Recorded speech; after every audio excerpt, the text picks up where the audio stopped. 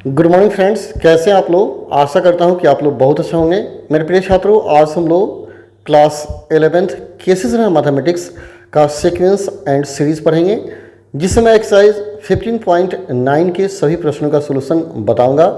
दोस्तों, ये जो चैप्टर है काफ़ी इंपॉर्टेंट है। इस चैप्टर के सारे प्रश्नों को आप अच्छा से देखिएगा और ज़रूर बना लीजिएगा, क्योंकि इस चैप्टर से केवल आपके क्लास में ही नहीं बल्कि कॉम्पिटिटिव एग्जाम में भी प्रश्न पूछे जाते हैं। जब भी आप कोई कंपटीशन का एग्जाम देने जाइएगा तो अक्सर ऐसे प्रश्न पूछे जाते हैं।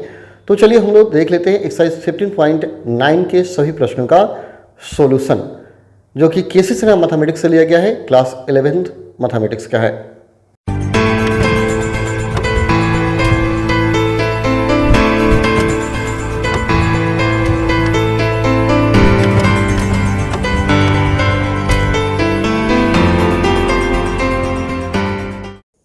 चलिए तो हम लोग शुरू करते हैं एक्सरसाइज 15.9। जो 15.8 है वो ऑब्जेक्टिव दिया गया है। आप सारे प्रश्नों को आसानी से हल कर पाएंगे, उसमें कोई दिक्कत नहीं होगा। अगर कोई दिक्कत होगा तो कमेंट कीजिएगा, मैं उसे बता दूंगा। ठीक है, चलिए मैं 15.9 देखते हैं।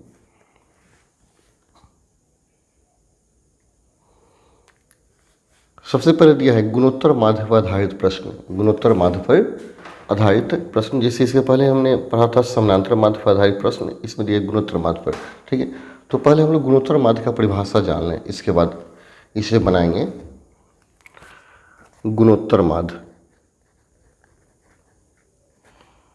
गुणोत्तर माध्य ज्योमेट्रिक मीन इसको बोलते हैं। तो कहा जाएगा यदि तीन संख्या गुणोत्तर श्रेणी में हो तो बीच वाले संख्या को शेष दोनों संख्या का गुणोत्तर माध्य कहा जाता है। यानी कहा जाएगा यदि तीन संख्या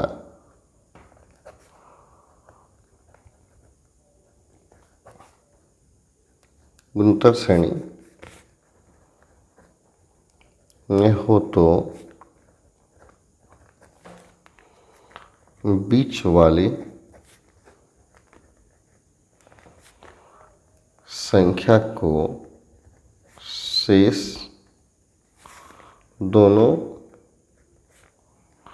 संख्या का गुणोत्तर माध्य कहा जाता है। इसे जीएम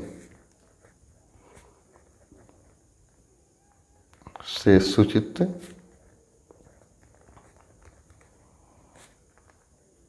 किया जाता है। ठीक है, इसको जीएम से सूचित करेंगे। जैसे फॉर एग्जाम्पल ए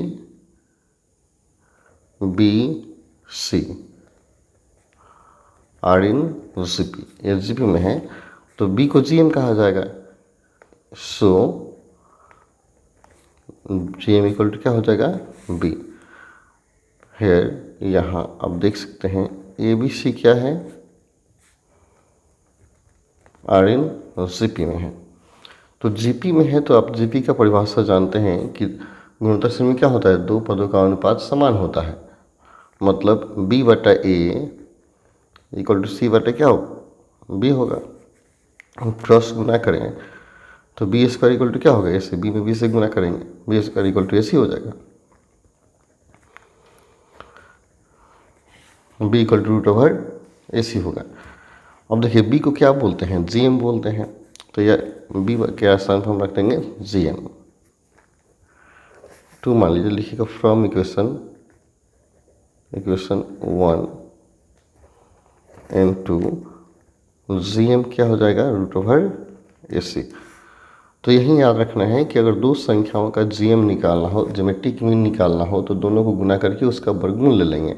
यही अभिष्ट क्या है, फॉर्मूला हो गया। ठीक है, इसको याद रखना होगा। जब भी गुणोत्तर माध्य निकालना होगा तो गुना करके वर्गमूल निकालिए, गुणोत्तर माध्य निकल जाएगा। ठीक है, तो ये आपका परिभाषा हो गया। क्वेश्चन देखिए,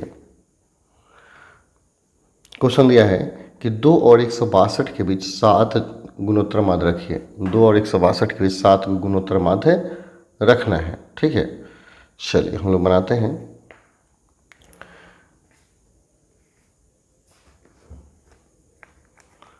एक्सरसाइज आपका है 15.9। ठीक है, सबसे प्रथम क्वेश्चन को देखते हैं। यहाँ दिया 2 और 162 के बीच 7 गुणोत्तर मत रखें। दोस्तों मैं बता दूं कि कमेंट एक छात्रा का था कि सर आप हिंदी में ही बताएं, तो चलिए आज के चैप्टर को मैं आपको हिंदी में ही बताता हूँ। अगर आपको कोई दिक्कत हो रहा है तो उसे आप पहले सुधार कीजिए, मैं फिर अगले चैप्टर को इंग्लिश में बताऊँगा।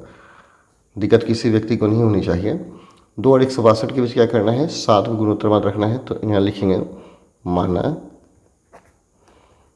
2 एवं 162 के बीच 7 गुणोत्तर माध्य G1 G2 G3 dot dot dot G7 है, मान लेंगे। इसलिए अब इस सब को क्या करना है, 2 और 162 के बीच में रखना है। तो 2 पहले हो जाएगा, फिर इसके बीच में आ जाएगा ये 7 तक, G1 G2 G3 dot dot G7, last में आ गया 162। तो क्या हो जाएगा, RNGP हो जाएगा। देखिए आपको 2 और 162 के बीच में इन 7 संख्याओं को रखना है और इसी का मान निकालना है, इसी का मान निकालना है। तो 2 इधर हो गया, 162 लास्ट में हो गया। अब बीच में मैंने 7 संख्या को रख दिया, इन्हीं 7 संख्याओं का मान ज्ञात करना है। तो किसी भी संख्या का मान निकालने के लिए हम जानते हैं कि प्रथम पद चाहिए, तो यहाँ प्रथम पद है ही, और सार अनुपात चाहिए, तो सार अनुपात नहीं है, तो सार अनुपात मेन काम है इसमें, सार अनुपात निकालना। देखिए प्रथम पद है, दूसरा पद, तीसरा पद, चौथा पद, तो यही आपको निकालना है। कौन सा पद निकालना है, दूसरा, तीसरा, चौथा, यानी 7वां तक आपको निकालना है। तो यहाँ प्रथम पद तो है ही, लेकिन दूसरा पद निकालने के लिए R चाहिए, जो R कॉमन रेशियो होता है वो चाहिए। तो सबसे पहला काम है R का मान निकालना। तो R का मान निकालने के लिए देखना होगा कि यह लास्ट वाला कौन सा पद है। तो देखिए बीच में कई रखे हैं, 7 गो बीच में रखे हैं। ये तो आप क्लियर समझ गए होंगे कि हमें यहाँ A चाहिए और R चाहिए। तो A का मान है, R निकालना है, तो R निकालने का प्रोसेस अपनाना होगा। तो R के लिए हमें क्या करना होगा, पता करना होगा कि ये लास्ट वाला पद कितना नंबर पद है। तो देखिए बीच में 7 गो है, एगो इधर है 8 गो, एगो मिलके क्या होगा 9 गो। टोटल इसमें पद कितने होंगे, 9 गो पद होंगे, यानी 162 जो है 9वां पद है। तो लिखा जाएगा यहाँ 162 क्या है, 9वां पद है। तो और हम कर सकते हैं, यहाँ 162 है, 9वां पद को क्या लिखते हैं, A R के पावर 8 लिखते हैं। ठीक है, अब A का मान क्या है, 2 है,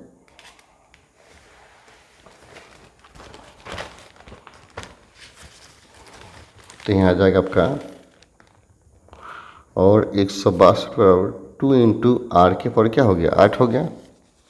एक ऐसा 2 रख दिए और 2 से इसमें भाग लेगा, 162 में 2 से भाग देंगे, कटाएंगे तो 81 हो जाएगा।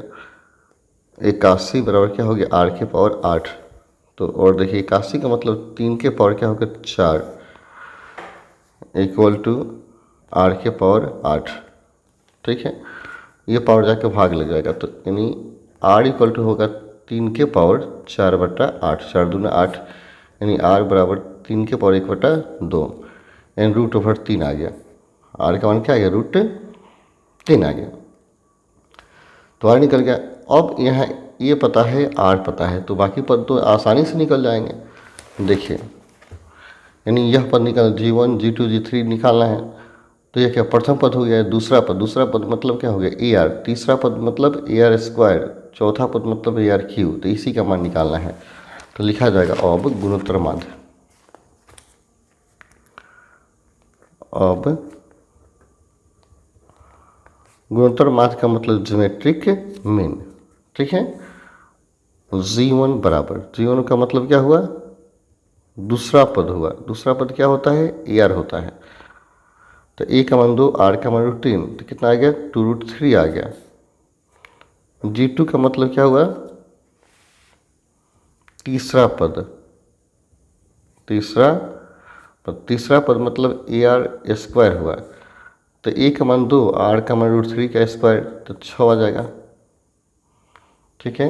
वैसे ही G3 निकालेंगे तो क्या होगा, चौथा पद, ये हो गया चौथा पद इन 4 टर्म, तो ARQ हो जाएगा 2 और √3 का Q, तो 6√3 हो जाएगा इत्यादि, ऐसे निकलते जाएगा। अतः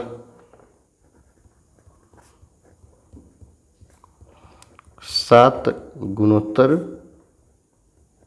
माध्य हो गया कितना है, एक आ गया 2√3, एक आ गया 6, एक हो गया 6√3, इसका 6√3 के बाद आएगा 18 आएगा, फिर 18√3, यही आपका आंसर हो जाएगा। ऐसे ही तो करना है, काफ़ी सिंपल है। दूसरा क्वेश्चन देखिए, 8/27 दूसरा दिया है, 8/27 और -5 पूर्णांक 1/16 के बीच 6 गो गुणोत्तर माध्य रखना है। इसमें 7 गो रखना था, इसमें 6 गो रखना है, तो G1 से लेकर के G6 तक मान लीजिएगा। यह क्या हो जाएगा, 8वां पद हो जाएगा। 8वां पद से हम R का मान निकालेंगे, बन जाएगा ऐसे ही, ठीक है। क्वेश्चन 3 देखिए, ये दो धनात्मक संख्याओं A तथा B के बीच समानांतर माध्य तथा गुणोत्तर माध्य क्रमशः 10 और 8 है, तो संख्या ज्ञात कीजिए। देखिए, दो संख्या और B दिया गया है, समानांतर माध्य कहता है 10 है और गुणोत्तर माध्य कहता है 8 है, तो अब आपको A और B का मान निकालना है, ठीक है। तो देखिए क्वेश्चन नंबर 3 दो बना लीजिएगा, सेम ऐसे ही है। देखिए समानांतर माध्य दिया गया है A एवं B के बीच समानांतर माध्य कितना दिया है, 10 दिया है। तो समानांतर माध्य क्या होता है, A + B/2, और क्या हो जाएगा 10। A और B का समानांतर यही होगा, क्रॉस गुना कर देंगे, तो इसलिए A + B = क्या होगा, 10 दूना 20 आ जाएगा। इक्वेशन 1 आ गया। पुनः कहता है A एवं B का गुणोत्तर माध्य दिया है, गुणोत्तर माध्य = दिया है कितना, 8। तो गुणोत्तर माध्य क्या होता है, अभी बना है √AC बताए थे, तो A और B का रूट AB हो जाएगा, बढ़ कर देंगे तो AB बराबर क्या हो जाएगा, 64। बढ़ कर देंगे तो स्क्वायर रूट हट जाएगा, यहाँ 8 64 हो जाएगा। अब इससे A या B का मान निकाल कर समीकरण 1 में रखिए, इसलिए B बराबर क्या आएगा, 64 हो जाएगा A। समीकरण 2 मान लीजिए, और समीकरण 1 में B का मान रख देंगे। 1 में B का मान रखने पर, तो B क्या समीकरण रखेंगे, 64/A रख देंगे।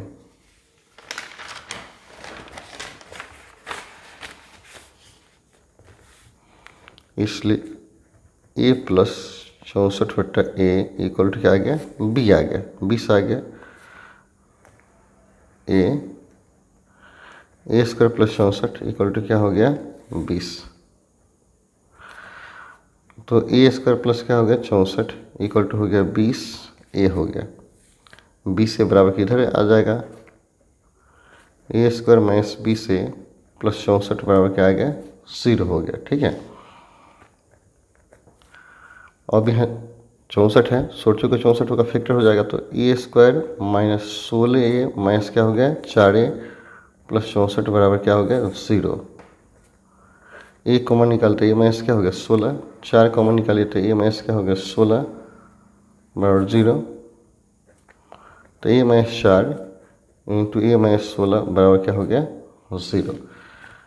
इसलिए A बराबर 4 हो गया और 1 हो गया 16, ये हुआ आपका आंसर, ठीक है। तो यही मान निकालना था। A का मान आ गया तो वो A और B दे देना है, तो वही हो जाएगा, 1 16 हो जाएगा, 1 4 हो जाएगा, और A + B और 20 है, तो A का स्थान पर 4 रखेंगे तो B का मान क्या आ जाएगा, 16 आ जाएगा। यही आपका सोल्यूशन हो जाएगा, ठीक है। क्वेश्चन नंबर 4 देखिए,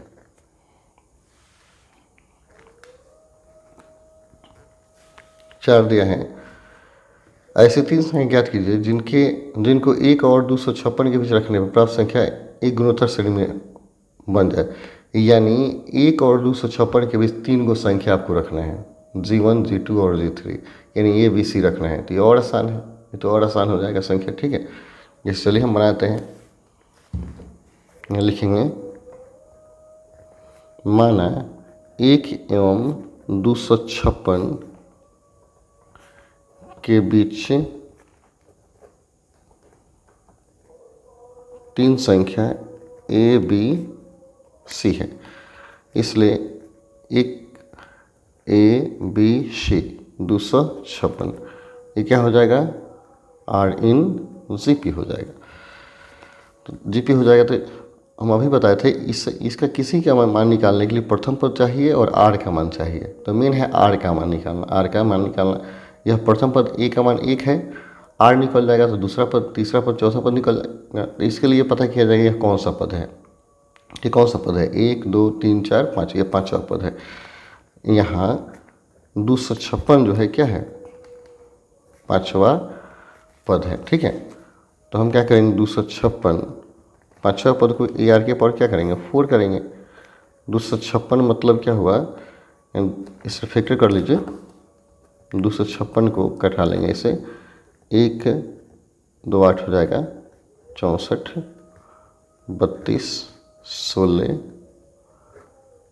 2 4 2, कितना है, 1 2 3 4 5 6 7 8 हुआ आया। 2 के पावर 8, ए का मान 1 है, 1 इंटू आर के पावर 4 हो गया। और देखिए यहाँ 2 के पावर 8 पर आर के पावर क्या हो गया, 4। अब 4 से 4 8 पावर में भाग लग गया, इसलिए आर इक्वल टू क्या हो जाएगा, 2 के पावर 4 दूना 8, 2 हो जाएगा, यानी 4 हो जाएगा। आर का मान निकल गया।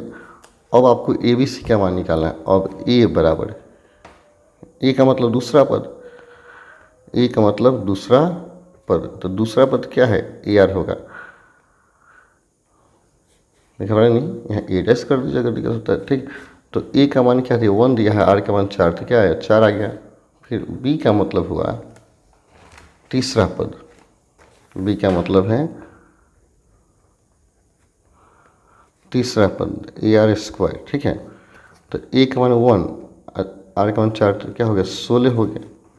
ठीक है, ऐसे डी का मान निकाले, सी का मान निकाले, तो सी का मतलब हो गया चौथा पद हो जाएगा।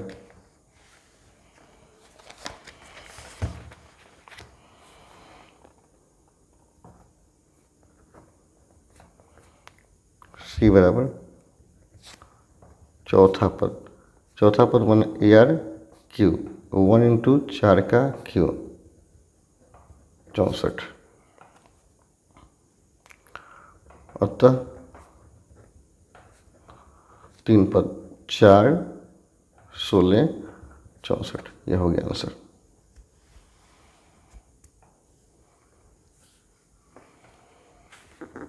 ठीक है, 5वां कहता है, ऐसी 2 संख्या ज्ञात कीजिए जिनको 3 तथा 81 के बीच रखने में प्राप्त अनुक्रम एक गुणोत्तर श्रेणी बन जाता है।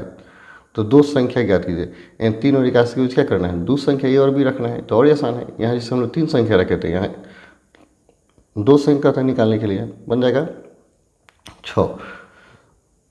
2 दी गई राशियों ए तथा बी के बीच विषम संख्याओं में जीएम रखे गए हों तो दिखाएं कि जीएम इक्वल टू विषम संख्या मतलब क्या, ए को रखिए चाहे 3 को रखिए या 5 को रखिए। ठीक है, तो गुणोत्तर माध्य का मान क्या होगा, रूट ओवर ए बी होगा। फिर से देखिए, 2 दी गई राशि ए तथा बी के बीच विषम संख्याओं में जीएम रखे गए हों तो दिखाएं कि माध्य GM equal to root A B, यानी माध्य का जो गुणोत्तर माध्य होगा वो क्या होगा, रूट ए बी होगा। तो ए और बी के बीच गुणोत्तर माध्य, आप एक विषम संख्या का मतलब 1 लीजिए, 3 को लीजिए, 5 लीजिए, हम 1 भी ले लेंगे। तो ए और बी के बीच एक गुणोत्तर माध्य जी मान लीजिए। ठीक है, 6 बनाते हैं।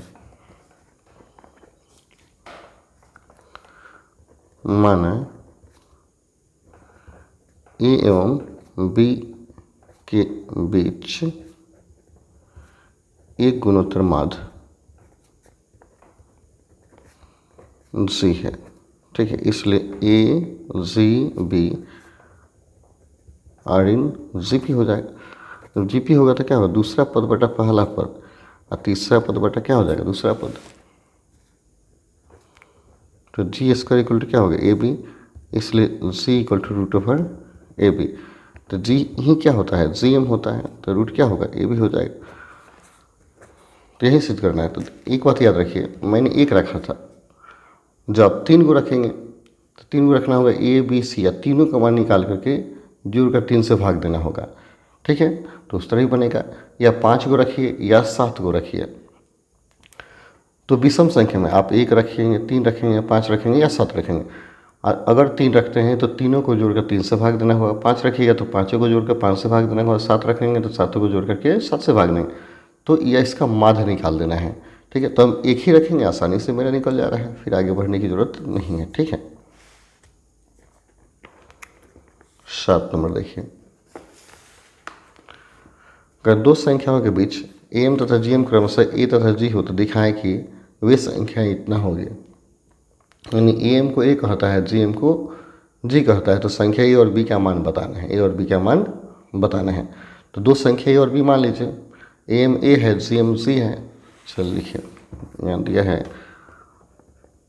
माना दो संख्या ए एवं बी है। चूँकि ए समानांतर में दिया है तो ए बराबर क्या हो जाएगा, ए प्लस बी बाई 2।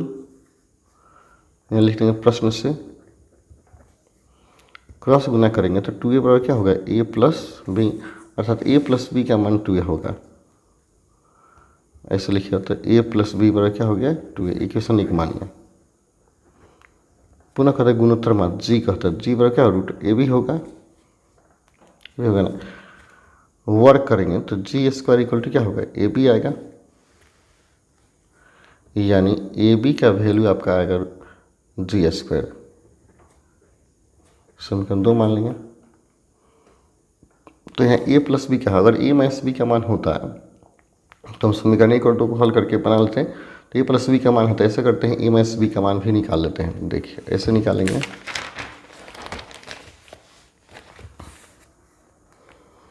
चूँकि ए माइनस बी पर होता है ए प्लस बी का होल स्क्वायर माइनस 4ab है, ए प्लस बी का होल स्क्वायर माइनस 4ab, तो ये रूट में होगा। यहाँ क्या होगा,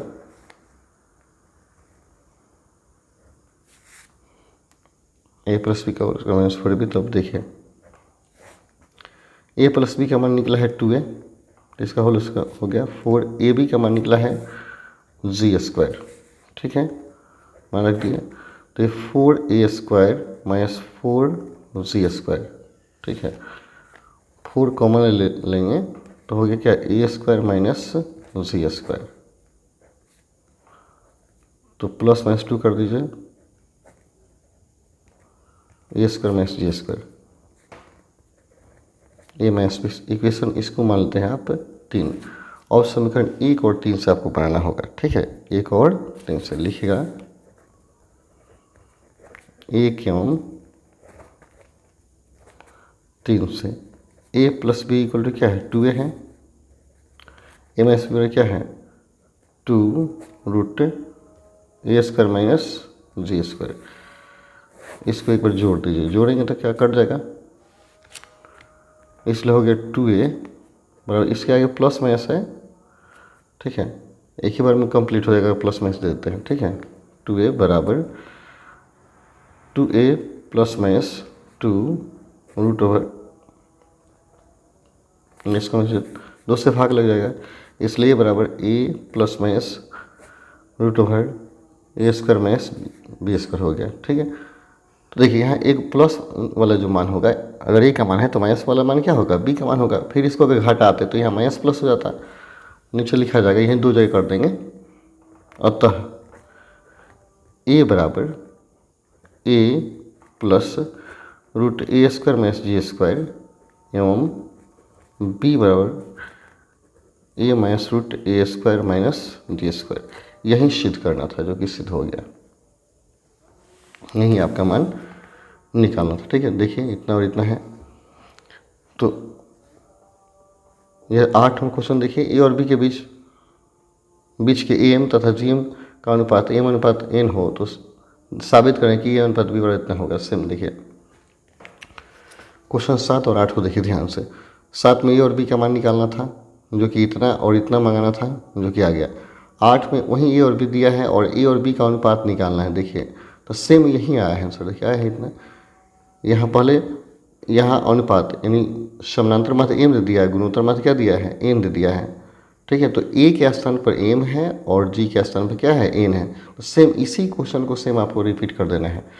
समानांतर माध्य के स्थान पर आपको ए रखना है, एम रखना है, और गुणोत्तर माध्य के स्थान पर एन रखना है। सेम 7 की तरह 8 बना लेना है। ठीक है, देख लीजिए ए के स्थान पर क्या है, एम, और जी के स्थान पर एन है, वहीं दिया गया। ठीक है, 9 नंबर देखिए, कह रहे यदि दो दी गई राशि ए और बी के बीच एक गुणोत्तर माध्य जी और दो एम्स पी और क्यू रखे गए हों तो साबित करें कि जी स्क्वायर बराबर इतना है। ठीक है, एक गुणोत्तर माध्य जी है और दो गो समानांतर माध्य है, तब आपको ये सिद्ध करना है। तो 9 बनाइए। क्वेश्चन नंबर 9 कहता है, प्रश्न से डायरेक्ट प्रश्न से लिखिएगा, ए एवं बी के बीच जी एम बराबर क्या दिया है, जी दिया है। तो जी एम कैसे निकालते हैं, रूट ए बी कर देते हैं इक्वल टू जी, वर्ड कर दीजिए। तो ए बी बराबर क्या होगा, जी स्क्वायर हो जाएगा। इक्वेशन 1 मान लीजिए। पुनः कहता है ए और बी के बीच समानांतर माध्य पी क्यू रखना है।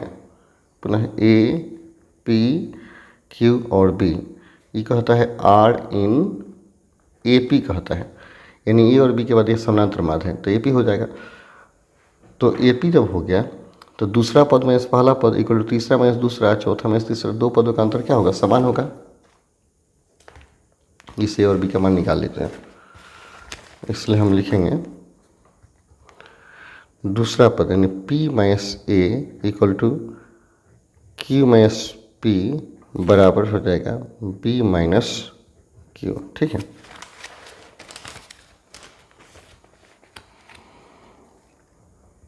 और प्रथम दो को हल कीजिए। प्रथम दो से यहाँ क्या करते हैं, यहाँ लिखिए प्रथम दो से p minus A equal to Q minus P. तो p को इधर लाइए, p plus P minus Q equal to क्या हो जाएगा, ए हो जाएगा। देखिए यह p अपने स्थान पे है, यह p आ जाएगा तो प्लस पी, एक क्यू आएगा minus Q equal to A. p और p मिलकर 2p हो गया, इसलिए a इक्वल टू क्या हो गया, 2p माइनस क्यू हो गया। समीकरण इस माने हैं, एक माने हैं। ठीक है, और कोई समीकरण तो है नहीं, एक माने तो इसको 2 मान लीजिए। पुनः जैसे प्रथम इसमें 2 को हल किए थे, दूसरे 2 को हल किए, दूसरे दो से तो q माइनस पी बराबर क्या है, b माइनस क्यू है। इधर आएगा q, तो q माइनस पी अब प्लस q बराबर क्या हो गया b, तो q 2q होगा, इसलिए b बराबर क्या हो गया, 2q माइनस पी। समीकरण 3। ठीक है, अब समीकरण 1 में 2 एवं 3 का मान रखने पर, तो 2 और 3 क्या है, जी स्क्वायर बराबर क्या आया था, ए बी आया था। तो ए का मान कितना आया है, 2p माइनस क्यू, अब बी का मान क्या है, 2q माइनस पी, इसलिए जी स्क्वायर इतना, यही सिद्ध करना था जो कि सिद्ध हो गया। ठीक है, ये जी स्क्वायर बराबर ए बी समीकरण 1 में था, ए का मान हम रख दिए 2 से, अब बी का मान रख दिए समीकरण 3 से। ठीक है, यही सिद्ध करना था। 9 के बाद 10 देखिए, सेम ऐसे ही कहता है, ये दो दी गई राशि के बीच एक समानांतर माध्य, तो ए हो जाएगा, और 2 गुणोत्तर माध्य। गुणोत्तर माध्य से हम क्या करेंगे, पी और क्यू का मान निकाल के इसमें रख देंगे, जैसा भी बनाए थे, और बी का मान निकाल करके आ जाएगा। सेम 9 की तरह क्या करना है, आपको 10 बनाना है। जैसे 9 में हमने क्या किया था, ए और बी का मान निकाल कर समीकरण 1 में रख दिए थे, ठीक वैसे ही हम क्या करेंगे, ए और बी का मान निकाल कर समीकरण 1 में रखेंगे, ए भी आ जाएगा। ठीक है, 11 देखिए, यदि 0 is less than theta is less than π/2, यानी थीटा जो है 0 और 90 के बीच में है, तो tan theta plus cot theta का न्यूनतम मान आपको निकालना है, सबसे छोटा मान बताना है क्या होगा। ठीक है, तो देखिए 11 नंबर क्वेश्चन, मान लीजिए, माना ए बराबर टेन थीटा मान लीजिए, अब बी बराबर कर दीजिए कॉट थीटा। ठीक है, तो समानांतर माध्य निकाल लीजिए। चूँकि यहाँ ए एवं बी का समानांतर माध्य क्या होता है, A plus B by two होता है। ठीक है, तो क्या होगा, tan theta plus cot theta by क्या हो जाएगा, टू हो जाएगा। यह ए एम का मान होगा, एम का मान होगा समीकरण 1 मान लीजिए। पुनः ए और बी का गुणोत्तर मान निकाल लिया। पुनः ए एवं बी का गुणोत्तर माध्य जी एम कहा जाता है। तो रूट क्या होगा, ए बी होगा, यानी रूट ओवर होगा टेन थीटा गुना कॉट थीटा। टेन कॉट क्या हो जाएगा, 1 हो जाएगा, इक्वल टू 1। समीकरण 2, यानी जी एम का मान 1 हो गया, आई एम का मान tan theta plus cot theta by 2। और आप जानते हैं ए एम का मान जी एम से क्या होता है, बड़ा होता है। यहाँ कहेंगे क्योंकि हम जानते हैं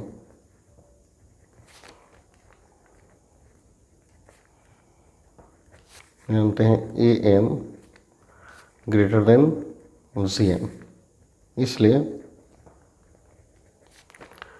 ten theta plus cot theta by 2 greater than 1 हो गया। इसलिए tan theta plus cot theta greater than क्या हो जाएगा, 2। यही आपका आंसर हो गया, न्यूनतम मान 2 हो गया। ठीक है, अगला क्वेश्चन देखते हैं, क्वेश्चन नंबर 12। ठीक है, 12 दिया हुआ है, क्वेश्चन देखेंगे।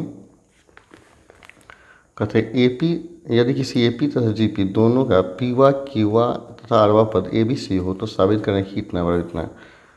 तो प्रथम पद मान लीजिए एक्स और साधारण पद वाई मान लेते हैं। ठीक है,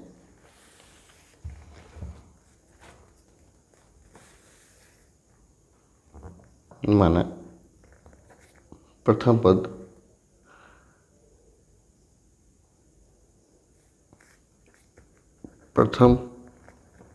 पद एक्स एवं सर्व अंतर वाई है, एपी के लिए हो गया। ठीक है, चूंकि पीवा पद एपी के लिए टीपी का मान दिया है, पीवा पद ए दिया है, इसलिए टीपी का करेंगे x plus a plus P minus one into क्या होगा डी, इक्वल टू होगा टेन होता है ना, a plus n minus one d. तो टीपी है तो ए प्लस ए का मान एक्स माने हैं और डी का मान वाई माने हैं, ये आ गया।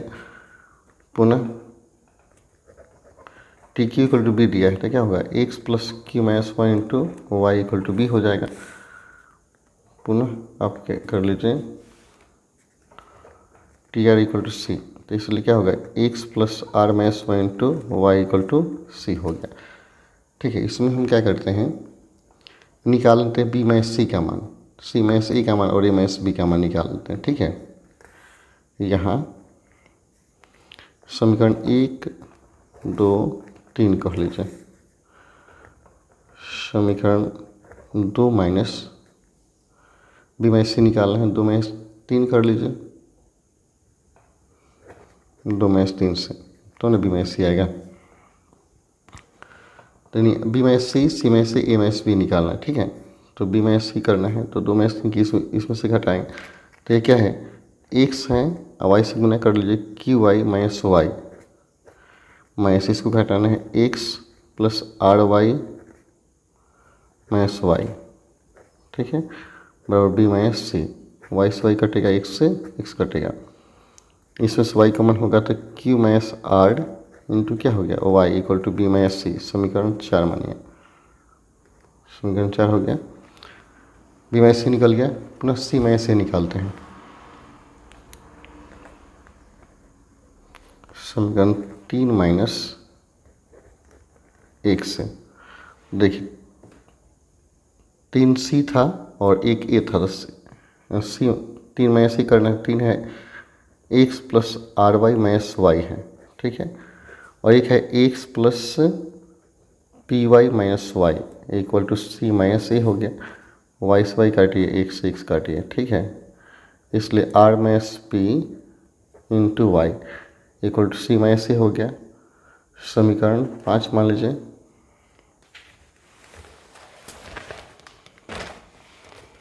इस तरह मान निकल जाएगा।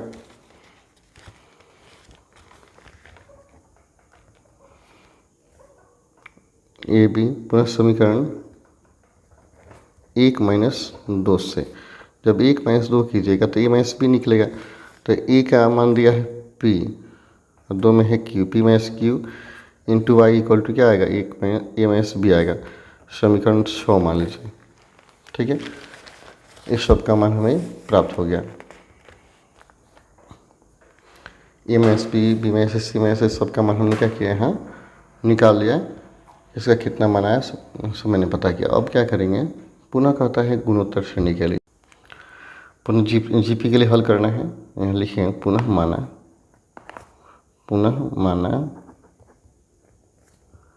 जीपी के लिए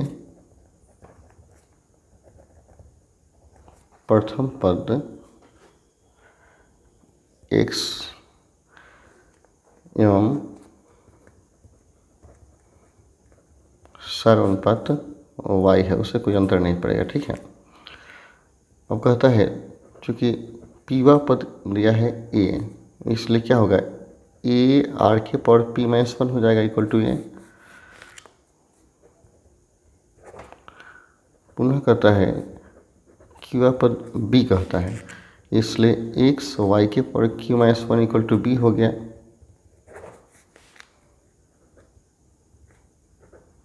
आरवा पद c कहता है, तो x y के power r minus 1 equal to c न हो गया समीकरण। अब क्या कीजिए, अब थोड़ा सा इसको सोचना पड़ेगा। ठीक है, टफ हो जाएगा अगर ध्यान से नहीं बनाएंगे तो। अब आपको क्या करना है भाई, यहाँ इसका मान निकालना पड़ेगा। देखिए, अब a के पावर b माइनस सी इंटू बी के पावर c माइनस ए इंटू सी के पावर a माइनस बी बराबर, इसका मान हल करके देखिए। ठीक है, कितना आ रहा है, हम इसको हल करके देखा तो देखिए a का मान यहाँ निकला है, यहाँ पे देख लीजिए। यहाँ a बराबर एक्स वाई के पावर p माइनस 1 है, b का मान है, फिर c का मान है। सारे मान को यहाँ पुट करेंगे तो एक्स वाई के पावर क्या हो गया आपका p माइनस 1, a का मान हो गया, होल के पावर क्या है b माइनस सी है, यहाँ एक्स वाई के पावर b का मान हो गया q माइनस 1, इसका पावर हो गया c माइनस ए, और एक्स वाई के पावर r माइनस 1, इसका पावर हो गया a माइनस बी। ठीक है, अब देखिए गुना पावर क्या होता है, जुड़ जाता है, तो a के पावर सब, x के पावर सब जुड़ जाएगा और y के पावर एक साथ जुटेगा। ठीक है, तो देखिए, तो x के पावर क्या हो गया,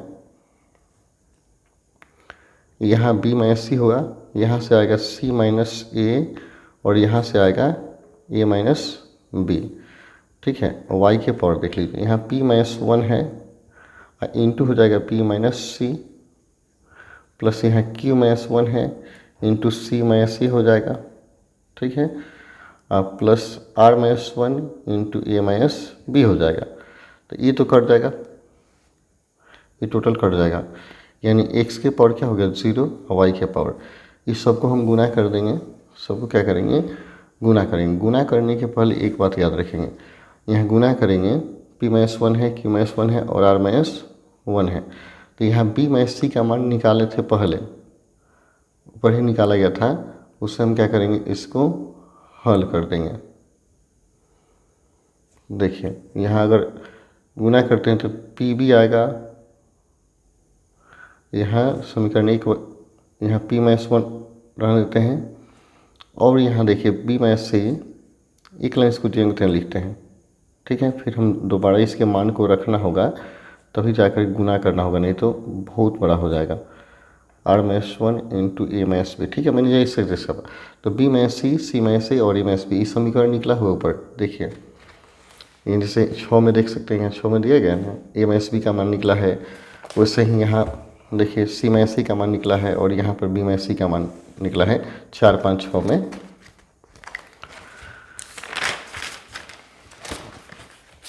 लिखिएगा समीकरण 4, 5 एवं 6 से a minus B, B minus C, C minus A का मान रखने पर, इसलिए कितना था, a के पावर था आपका b माइनस सी था, b के पावर c माइनस सी, c के पावर a माइनस बी था। x के पावर 0 तो 1 आएगा। y के पावर देखिए, y के पावर है आपका p minus 1 into B minus C, p minus 1 into B minus C. तो b माइनस सी का मान कितना आया था ये देखना है। q minus R into Y, q minus R into Y था, प्लस था q माइनस 1 इंटू था c minus A, C minus A का मान R minus P into Y था, प्लस एक लास्ट टर्म हो गया R minus 1 into A minus B. तो ए माइनस बी का मान है आपका P minus Q into Y, P minus Q into Y. ठीक है, अब इस सबको गुना कर देंगे आपस में। एक्स के पावर 0 माने 1 हो जाएगा, वाई के पावर ये भी सब गुना किए टोटल कट जाएगा तो 0 हो जाएगा, यानी ये भी 1 इंटू 1 क्या आएगा, 1 आएगा। ठीक है, यानी आपका मान जो आया इसका मान 1 हो गया, इसका मान हो गया, यानी ए के पावर बी माइनस सी, बी के पावर सी माइनस ए, सी के पावर ए माइनस बी, इसका मान क्या हो गया, 1 होगा। अब इसको हम ऐसे कर सकते हैं, ए के पावर बी बटा ए के पावर सी माइनस में तो बी के पावर सी बटा बी के पावर ए, सी के पावर ए बटा सी के पावर बी इक्वल टू क्या हो गया, 1। क्रॉस जब गुना कीजिएगा तो ए के पावर बी के पावर सी के पावर ए बराबर ए के पावर सी, बी के पावर ए और सी के पावर बी। प्रूफ हो गया। यही सिद्ध करना सब थोड़ा टफ है, ध्यान से देखना होगा, अन्यथा गड़बड़ होने लगेगा। ठीक है, क्वेश्चन नंबर 13 देखिए।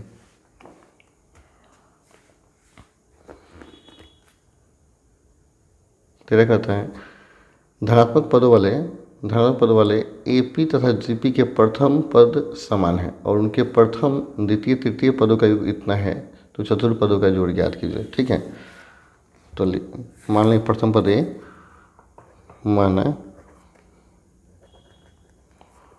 प्रथम पद ए छोटा ए लिखिए एवं सारवंतर डी एवं सारवनपात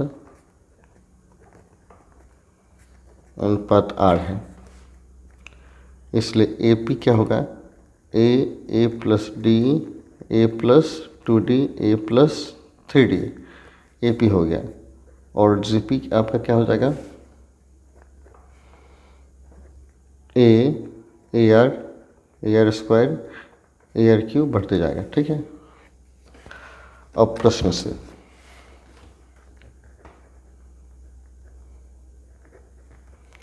कहता है प्रथम पद का योगफल 1 है, तो प्रथम पद ए और ए है, A plus A equal to 1, यानी 2a बराबर 1, मतलब ए का मान क्या हो जाएगा, 1/2। प्रथम पद का योगफल 1 दिया है और दूसरे पद का योगफल 1/2 दिया है, यानी ए प्लस डी या प्लस ए आर, इसका योगफल दिया है 1/2।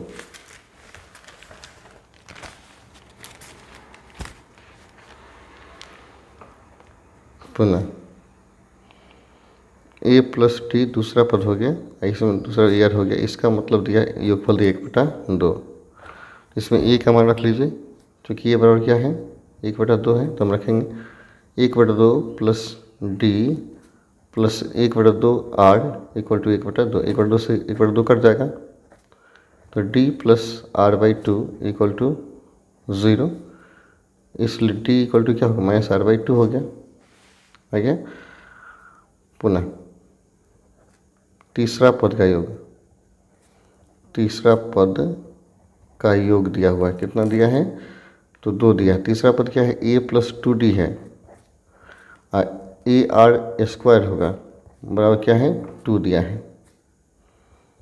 ए का मान कितना है, 1/2, ए का स्थान पर रखिए, 1/2 plus 2d plus 1/2 R square equal to 2 हो गया। और देखिए यहाँ डी का मान भी है -r/2, समीकरण कुछ मान लीजिए, एक ही मान लेते हैं। तो 1/2 प्लस 2d का मान हो गया -r/2, 1/2 r² इक्वल टू 2। एक से यहाँ लिख दीजिए, इसको और 2 से तो कट जाएगा। कटने के बाद यह बचा 1/2 -r plus r² equal to 2। यहाँ एलसीएम ले लीजिए 2, तो हो गया 1 - 2r plus r² equal to 2 हो गया। 1 - 2r plus r² equal to 2 दूना 4, r² - 2r माइनस 4 में से 1 हट जाएगा, 3 इक्वल टू 0 हो जाएगा। अब इसका फैक्टर कर लेंगे तो हो गया r² - 3r plus r - 3 equal to 0। r को मान लीजिए, r - 3 इक्वल टू 0, तो r plus 1 into r - 3 equal to 0, इसलिए r - 1 और 3 आ गया। यानी आपको r का मान निकल गया, e का मान निकल गया। तो अब कहते हैं चौथे पद का योग निकालिए। अब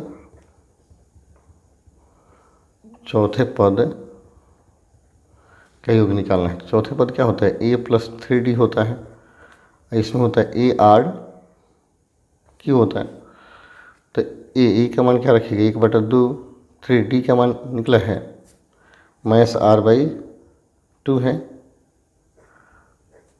प्लस a का मान 1/2 और r का मान निकला है 3, रख लीजिए 3 का क्यू। तो ये हो गया 1/2 माइनस 3r/2, 27/2 हो गया। 1/2 r के मान 3 रखना है, तो हो गया 27 में से 9 हो गया, 27 में 9 हो जाए 18, 18/2, तो 1/2 माइनस 18/2 हो गया, प्लस 18/2, 19/2 आपका आंसर हो जाएगा। यही तो हो गया आपका आंसर। काफ़ी सिंपल है, कहीं भारी नहीं है। तो ये चैप्टर भी ख़त्म हो जाता है। ठीक है, यहीं पे चैप्टर ख़त्म हो गया। चलिए तो फिर मिलते हैं अगले वीडियो में अगले चैप्टर के साथ। तब तक के लिए धन्यवाद। जय हिंद, जय भारत, जय मेरे प्रिय छात्रों।